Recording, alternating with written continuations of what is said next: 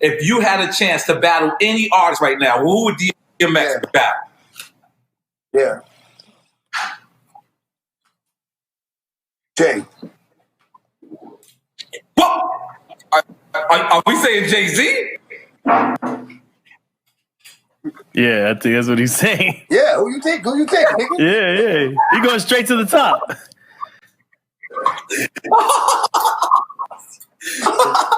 Which is only picking off where you guys already left off, right?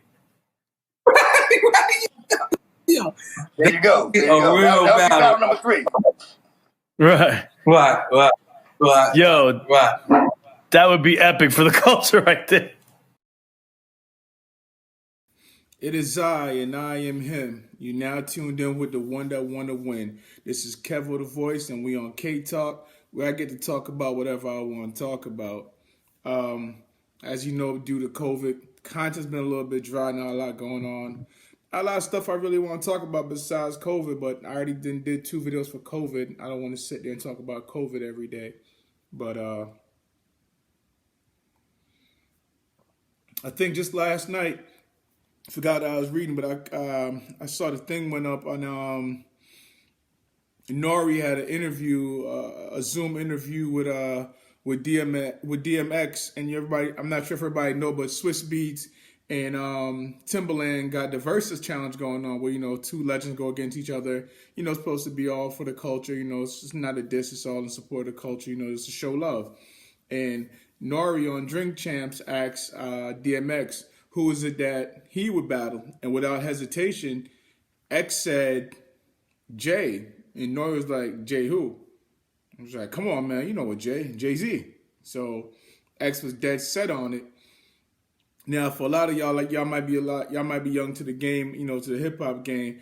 But at one point, I mean, Jay Z and X was like neck and neck. There was no clear favorite. Both MCs was killing it for about a good, I want to say 5, 6, 7 year, about a 5 to 7 year run when they was like neck and neck.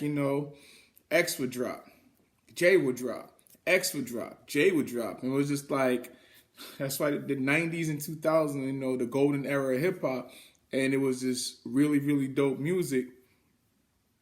So personally, my personal thoughts, and when y'all done, y'all can tell me what y'all think. I just don't. Now, if this Verzuz thing happened maybe like 2008, 2010, like 10 years ago, yeah, it would have been great.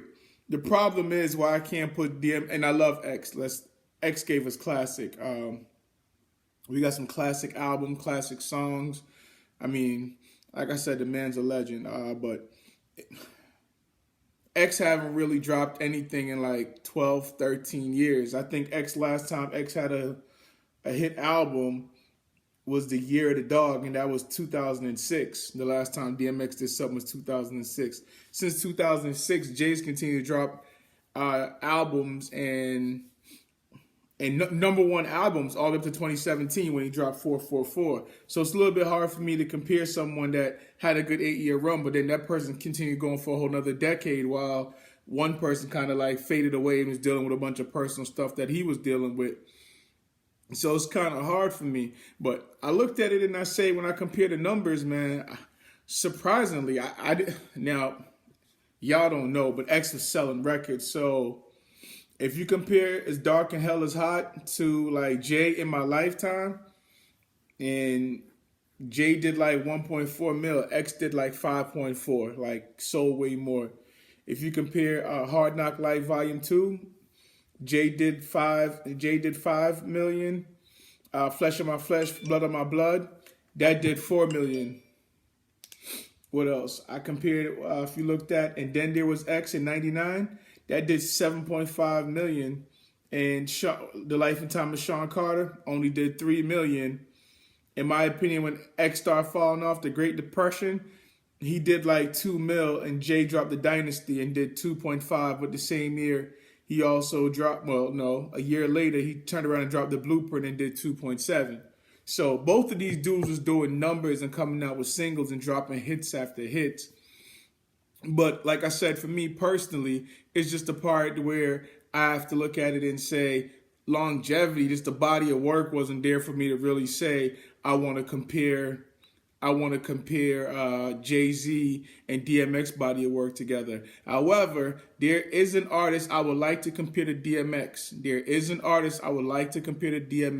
Stay tuned. I'm about to load a part 2 for y'all in 2.2 seconds. Just bear with me. Part 2.